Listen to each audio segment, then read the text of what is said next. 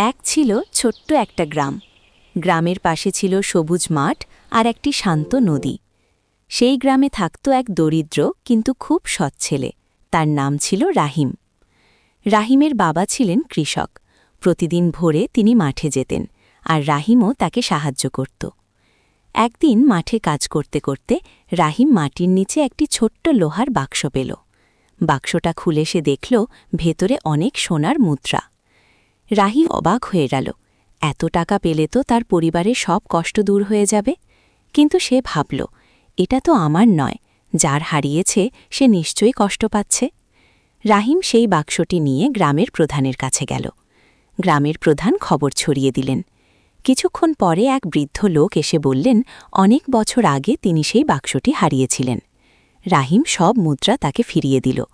বৃদ্ধ লোকটি খুব খুশি হয়ে বললেন, তুমি খুব সৎ ছেলে, এই সততার জন্যই তুমি জীবনে বড় হবে। তিনি রাহিমকে কয়েকটি মুদ্রা উপহার দিলেন। সেদিন থেকে গ্রামে সবাই রাহিমকে আরও বেশি ভালোবাসতে লাগল, আর রাহিম শিখল, সততা মানুষের সবচেয়ে বড় সম্পদ।